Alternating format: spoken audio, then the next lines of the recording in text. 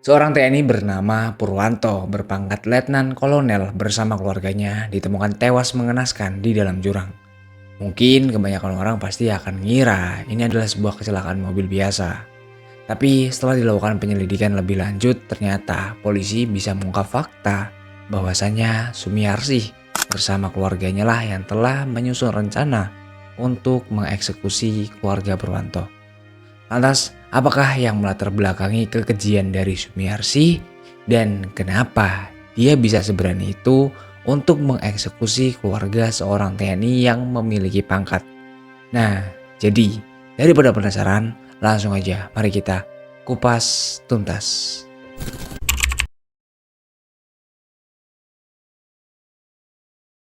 Sebelum dikenal dengan nama Sumiarsih, sebenarnya nama asli yang diberikan ibunya adalah Sumiasih.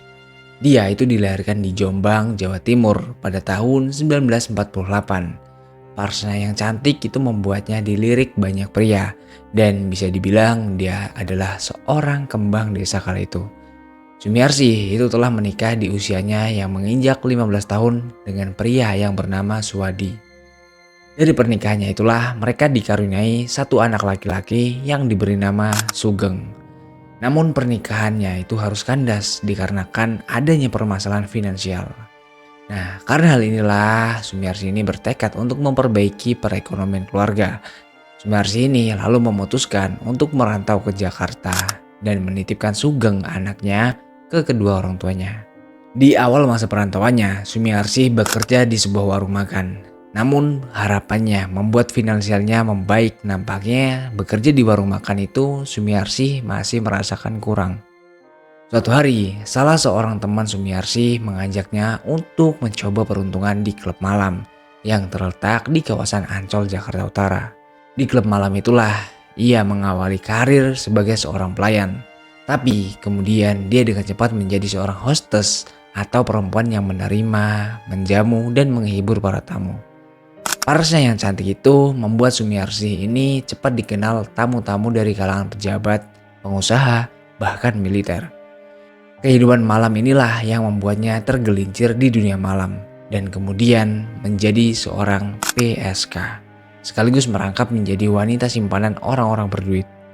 Di dunia malam inilah Sumiarsih kembali dipertemukan dengan seorang pria yang merupakan pelanggannya juga dan merupakan seorang duda beranak satu bernama Jais Adi Prayitno atau yang sering disapa dengan Prayit.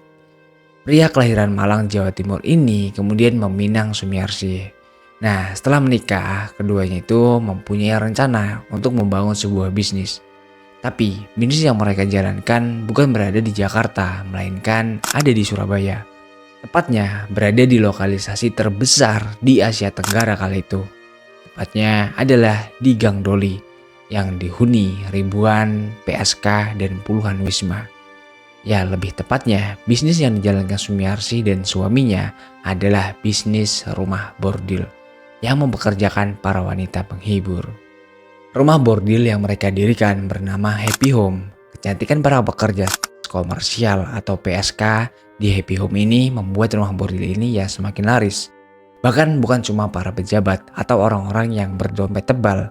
Happy Home seringkali dikunjungi kalangan militer. Salah satunya adalah Letnan Kolonel atau Marinir Purwanto yang saat itu punya jabatan mentereng sebagai Kepala Primer Koperasi Angkatan Laut atau Primkopal di Pangkalan Angkatan Laut ujung Surabaya. Sumiarsih dan Purwanto itu nggak memiliki hubungan terlarang, tapi di sini Purwanto menjadi pelanggan setia di Happy Home. Hubungan Sumiarsih dan Purwanto semakin dekat.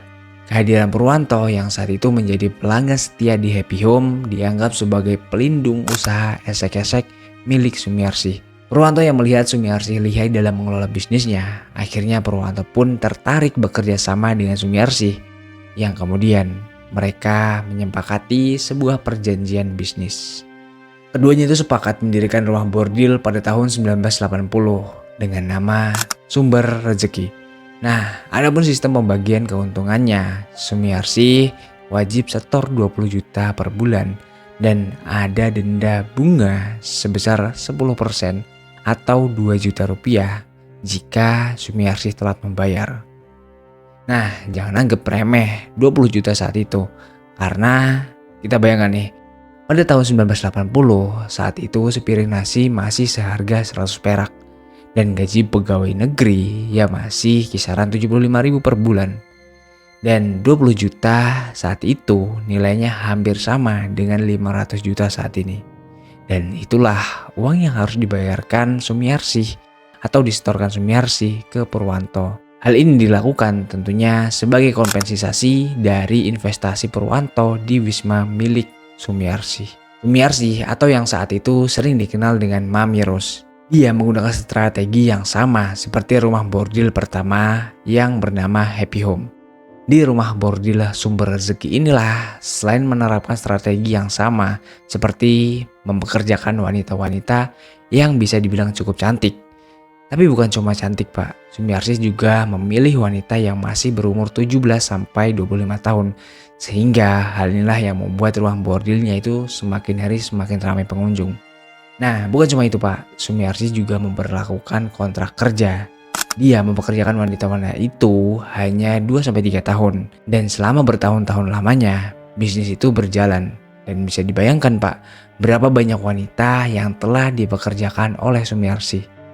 Tapi di sini ada sisi positif yang Sumiarsih terapkan. Dia juga mengajarkan para wanita-wanita itu untuk memasak dan menjahit. Hal itu dilakukan dalam upaya jikalau mereka itu habis kontrak, mereka ini masih tetap bisa menjalankan roda kehidupannya dengan cara yang halal.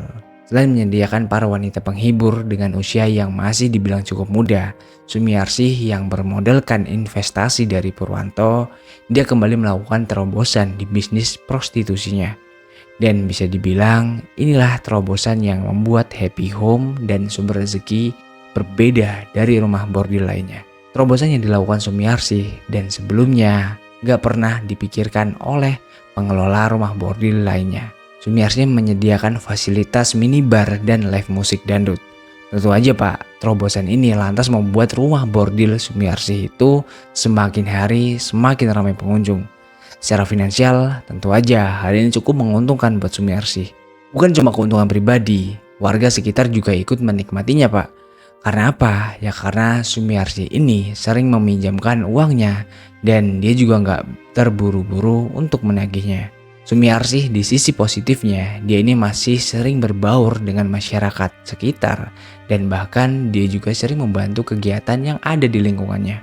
Dengan perjanjian awal yang mana Sumiarsih harus menyetorkan 20 juta per bulan saat itu, seiring berjalannya waktu, setoran bertambah sampai 30 juta per bulan Pak. Dan bahkan bisa sampai 40 juta per bulan dikarenakan tunggakan yang dialami oleh Sumiarsih. Dan selama beberapa waktu bisnis mereka emang berjalan dengan semestinya. Sumiarsih dan Purwanto sama-sama mendapat keuntungan. Tapi kayaknya mereka lupa bahwa bisnis itu ibaratkan gelombang. Pasti ada kalanya pasang dan kalanya surut juga. Dan hal itu tentu aja pasti berlaku di bisnis rumah bordil mereka. Penyebabnya bisa dari razia aparat saat bulan Ramadan atau karena mereka terjerat dalam kasus seperti mempekerjakan anak di bawah umur. Tapi pasang surutnya bisnis mereka, Purwanto yang secara status memang lebih tinggi daripada Sumiarsih, dia gak mau tahu Pak bahwasanya Sumiarsih harus menyetorkan uang per bulannya sesuai dengan kesepakatan mereka di awal. Dan gak jarang juga Purwanto ini sering menggunakan kekerasan dalam menagih bagiannya, termasuk menganiaya Sumiarsih dan keluarganya. Sumiarsih mengakui bahwasanya dia itu pernah diludahi, disiram minuman, dan bahkan ditendang sepatu sampai pendarahan. Suaminya pernah dipopor senjata. Dan anaknya yang bernama Sugeng, dia itu pernah dimasukkan ke penjara markas marinir karena dia telat mengirim setoran. Tapi apalah daya Sumiarsih Pak. Dia itu memang gak mampu membayar sesuai dengan kesepakatan karena bisnisnya saat itu memang sedang turun dan tunggakannya semakin banyak. Bermula dari perjanjian yang awalnya menguntungkan untuk kedua belah pihak, sekarang menjadi sebuah bisnis yang membuat Sumiarsih semakin hari semakin tertekan. Di dalam tekanan yang cukup tinggi, Purwanto memberikan sebuah solusi kepada Sumiarsih. Purwanto kali itu memberikan tawaran bahwasanya Sumiarsih harus menyerahkan anak gadisnya yang bernama Wati. Wati saat itu masih berusia 15 tahun. Dengan menyerahkan Wati, maka Purwanto nggak akan lagi mengganggu Sumiarsi dan melunaskan semua tunggakan yang dimilikinya. Tapi meskipun dia ini seorang mami, yang lebih tepatnya banyak mengorbankan putri orang lain, tapi Sumiarsi yang nggak mau menyerahkan anak gadisnya sendiri. Karena khawatir akan keselamatan Wati, Sumiarsi ini lantas menemukan solusi supaya anak gadisnya itu nggak diganggu oleh Purwanto. Dia kemudian menikahkan Wati dengan seorang polisi muda berpangkat Sersan II atau Serda pada tahun 1986. Dan ini berarti bertepatan dengan tahun ke-6 Sumiarsih dan Purwanto bekerja sama di bisnis rumah bordil itu. Entah Sumiarsih ini paham kepangkatan atau enggak, yang jelas apalah daya Pak seorang polisi muda berpangkat Serda jika harus berhadapan dengan prajurit senior berpangkat letkol. Hal itu terbukti pada saat Purwanto masih tetap mendesak Sumiarsih untuk menyerahkan Wati meskipun dia sudah menikah. Hal yang dilakukan Purwanto juga cukup mengerikan Pak. Bukan cuma ancaman, dia juga melakukan penganiayaan terhadap Sumiarsih dan keluarganya. Purwanto mulai merusak rumah bordil mereka juga. Setelah bersabar kurang lebih selama 2 tahun dalam tekanan dan penganiayaan, Sumiarsih dan keluarganya mulai menyusun strategi untuk menemukan jalan keluar. Jadi waktu itu Sumiarsih dan suaminya kemudian mengantarkan Wati ke sebuah hotel untuk menemui Purwanto. Tapi di sini bukan berarti mereka itu menyerahkan Wati begitu aja. Sebenarnya Pak, ini adalah salah satu cara untuk meredam hasrat Purwanto saat itu. Karena mereka sebelumnya sudah menyusun skenario bahwasanya saat Wati menemui Purwanto, dia itu mengenakan pembalut. Sehingga saat itu Wati bisa beralasan bahwasanya dia sedang datang bulan. Dan benar aja hal ini emang berhasil menggagalkan Purwanto menjamah Wati. Tapi hal ini juga membuat Purwanto murka dan merasa dipermainkan. Purwanto yang kesal, kemudian dia gelap mata. Dengan teganya dia menganiaya Wati sampai nyaris tewas. Penganiayaan inilah yang membuat Sumiarsih dan keluarganya hilang kesabaran. Kemudian mereka berkumpul lalu merencanakan sesuatu yang lebih keji dan lebih mendalam lagi.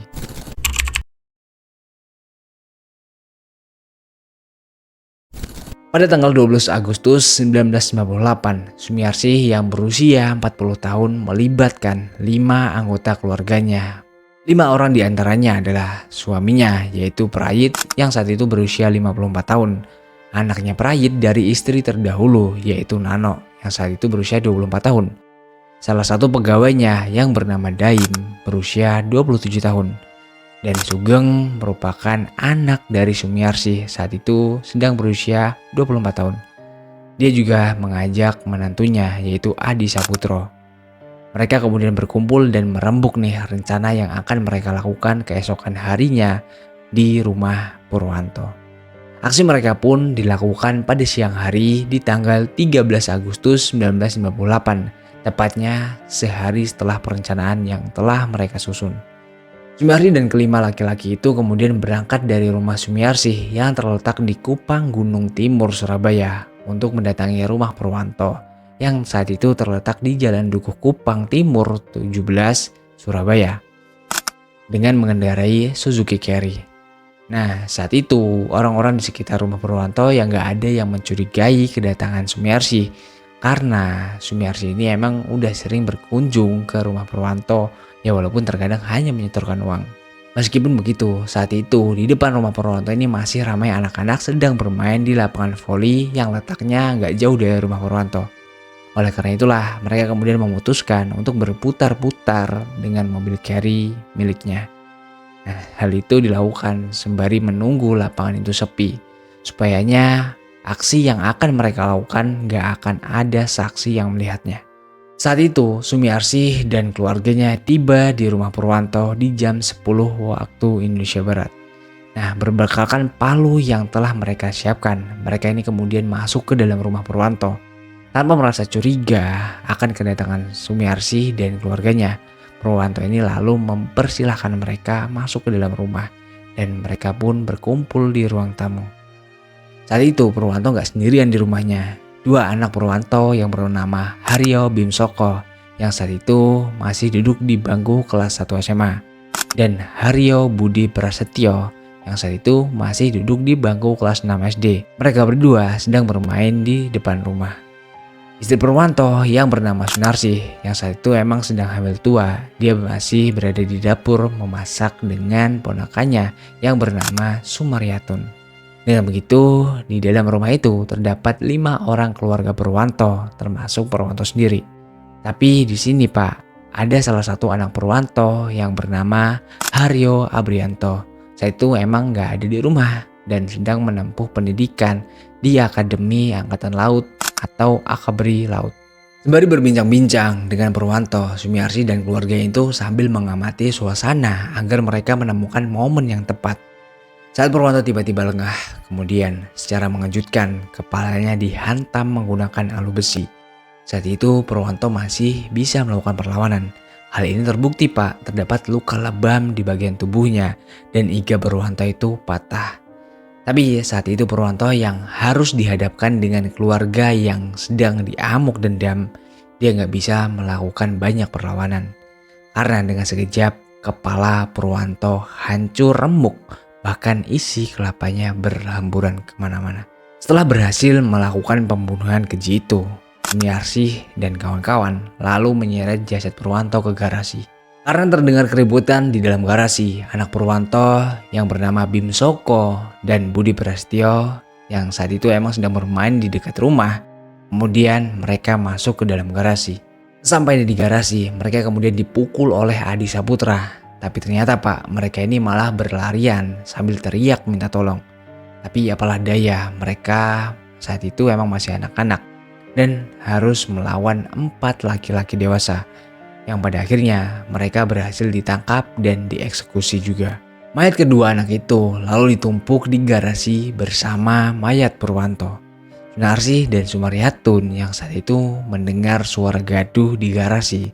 Kemudian mereka juga penasaran dong gitu. Apa yang sebenarnya terjadi? Tapi belum sempat melihat mayat suami dan anaknya, Sumiarsih dan Sumaryatun ditangkap lalu dicekik hingga tewas oleh Adi dan Sugeng. Dengan begitu, terdapat 5 anggota keluarga Purwanto, termasuk Purwanto sendiri, telah tewas saat itu. Dan juga berserta bayi yang ada di dalam kandungan Sunarsih. Satu-satunya keluarga Purwanto yang selamat dari maut adalah Haryo Abrianto yang saat itu sedang menempuh pendidikan di Akademi Angkatan Laut. Di tanggal 13 Agustus yang bertepatan dengan hari Sabtu, Abrianto saat itu emang dijadwalkan pulang untuk mengunjungi keluarganya. Oleh karena inilah Sumiarsih dan kawan-kawan itu menunggu kedatangannya dengan tujuan mereka juga akan menghabisi Abrianto. Tapi ditunggu-tunggu sampai sore hari, Abrianto ini nggak kunjung sampai rumah. Yang pada akhirnya Sumiarsih dan kawan-kawan ini memutuskan untuk segera menyingkirkan mayat Purwanto dan keluarga. Mayat keluarga Purwanto lalu dimasukkan ke dalam mobil Daihatsu Taft GT berwarna hijau army yang itu adalah milik Purwanto. Jasad mereka lalu ditumpuk menjadi satu dalam keadaan masih berlumuran cairan merah. Nah saat itu Pak, karena cairan merah di kepala Purwanto dan kedua putranya itu masih mengalir cukup deras, Sumiarsih CS kemudian membungkus kepala mereka menggunakan plastik hitam yang mereka ikatkan di leher mereka. Supayanya apa? Nah supayanya cairan merah itu nggak berceceran kemana-mana. Sumiarsih dan kawan-kawan kemudian akan membuang kelima mayat keluarga Purwanto seolah-olah dibuat seperti kecelakaan lalu lintas. Perlu diketahui sebelumnya mereka juga pernah melakukan survei ke beberapa tempat untuk dijadikan TKP pembuangan jasad keluarga Purwanto. Tapi tempat yang mereka tuju adalah Jurang Songgoriti yang terletak di Batu. Jadi di sini rencana yang telah mereka lakukan ini benar-benar direncanakan dengan matang. Tapi sebelum mereka meninggalkan rumah Purwanto, mereka terlebih dahulu membersihkan TKP yang kala itu memang berceceran cairan merah. Hal ini bertujuan untuk menghilangkan bukti bahwasanya Purwanto dan keluarganya telah dibunuh. Setelah selesai mengamankan TKP, kemudian Sumiarsih dan kawan-kawan itu berangkat dengan 2 mobil Taft GT yang berisikan 5 mayat itu dikemudikan oleh Sugeng, dan di samping Sugeng itu ada Adi Saputro. Sementara Suzuki Carry yang di dalamnya ada Diam, Nano, Prayitno, dan Sumiarsih Mereka membuntuti mobil itu dari belakang. Di dalam perjalanan, mereka itu sempat berhenti untuk mengisi BBM di sebuah SPBU yang terletak di Mojokerto. Saat itu terdapat seorang saksi yang merupakan pegawai SPBU. Dari kesaksiannya, dia sempat melihat ada tetesan darah dari dalam mobil Tough GT yang dikendarai oleh Sugeng. Namun saat itu pegawai ini nggak pernah sampai berpikiran bahwasanya itu adalah darah dari mayat korban pembunuhan di dalam mobil itu. Sumiarsi dan kawan-kawan itu tiba di Jalan Berkelok, Songgoriti sekitar jam 6 sore. Di jam segitu emang udah sepi dan udah gelap juga gitu. Dan nggak ramai seperti sekarang. Sugeng lalu menghentikan mobil itu di tepi jurang. Benar-benar di pinggir jurangnya gitu Pak. Nah, mobil itu kemudian disiram bensin yang memang sebelumnya udah disiapkan oleh Sumiarsi dan kawan-kawan. Gak luput, mereka juga menyiramkan bensin ke selimut yang digunakan untuk menutupi jenazah kelima korban ini. Adi Saputro udah siap dengan tongkat kayu dengan kain yang terbakar di ujung tongkatnya. Api di ujung tongkat inilah yang selanjutnya digunakan Adi Saputro untuk menyulut selimut di dalam mobil yang sudah disiram bensin. Dengan begitu, api dalam waktu sekejap menjalar ke tubuh-tubuh korban. Dan saat itulah Sugeng dan Adi Prayitno lalu mendorongkan mobil itu ke dalam jurang dalam keadaan terbakar. Setelah melakukan itu, Sugeng dan Adi Saputro langsung menuju ke mobil Suzuki Carry yang menunggu mereka nggak jauh dari lokasi. Dengan santainya Pak, mereka ini kemudian kembali ke Surabaya dan mereka juga bersikap seolah nggak terjadi apa-apa.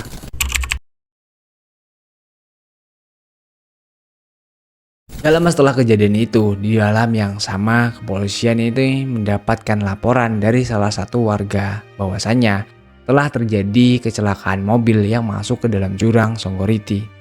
Dan gak butuh waktu lama Pak, kepolisian juga berhasil mengidentifikasi jenazah yang ada di dalam mobil. Salah satunya adalah Purwanto. Tapi pada malam kejadian itu, kepolisian masih mengira mobil itu mengalami kecelakaan. Namun setelah melakukan penyelidikan lebih dalam, terdapat beberapa kejanggalan. Mulai dari adanya laporan warga bahwasanya saat itu dia melihat mobil meluncur ke dalam jurang sudah dalam keadaan terbakar. Dan luka bakar yang dialami para korban juga menguning bukan memerah, dan artinya mereka telah meninggal terlebih dahulu sebelum mengalami kecelakaan. Dan dari sinilah polisi menyatakan bahwasanya ini bukan sebuah kecelakaan, melainkan pembunuhan. Sementara itu, Prayitno dengan santainya dia mendatangi rumah Purwanto untuk membantu menyiapkan pemakamannya dan dalam keadaan cukup tenang saat itu. Polisian kemudian mulai menggali informasi mengenai orang-orang terdekat dari Purwanto dan salah satunya adalah Sumiarsi, salah satu rekan kerjanya yang memang hubungannya cukup dekat. Kepolisian kemudian melakukan interogasi terhadap Sumiarsi dan gak butuh waktu lama, Sumiarsi mengakui bahwasannya dialah yang telah mengeksekusi Purwanto dan kelima anggota keluarganya. Berawal dari pengakuan Sumiarsi inilah kepolisian juga langsung meringkus para pelaku. Selain itu juga kepolisian menemukan bukti di rumah Purwanto berupa tetesan darah yang cukup kecil yang letaknya gak jauh dari stop kontak yang berada di ruang tamu, tempat di mana Purwanto dieksekusi. Dan kepolisian juga menemukan banyak sidik jari salah satu pelaku, yaitu milik Prayit. Dari hasil persidangan di antara 6 pelaku pembunuhan itu, 4 orang diantaranya yakni Sumiarsi, Zais, Adi Prayitno, Sugeng, dan Adi Saputro. Mereka berempat dijatuhi hukuman mati. Daim divonis 15 tahun penjara. Sementara Nano, yaitu anak dari Prayitno dari istri pertamanya, dia dijatuhi hukuman 12 tahun penjara. Yang bisa dibilang dia menerima hukuman paling ringan di saat itu. Adi Saputro bahkan yang pertama dieksekusi di hadapan regu tembak setelah menjalani hukuman penjara selama 4 tahun, tepatnya pada tanggal 1 Desember 1992 dia dieksekusi mati. Belum sempat dieksekusi, Zais Adi Prayitno yaitu suami Sumiarsi itu meninggal di Lapas Porong pada tahun 2001 karena serangan jantung. Sumiarsi dan Sugeng dieksekusi pada 19 Juli 2008, yaitu 20 tahun setelah mereka menjalani masa tahanan di penjara. Dan itulah tadi pembahasan yang gue bahas hari ini. Gimana pendapat kalian soal kasus ini? Tolong banget silahkan ketik di kolom komentar. Dan gue mohon maaf kalau ada salah kata dalam menyampaikan informasinya. See you next video dan jangan lupa Pak, klik tombol subscribe itu gratis. Bye bye.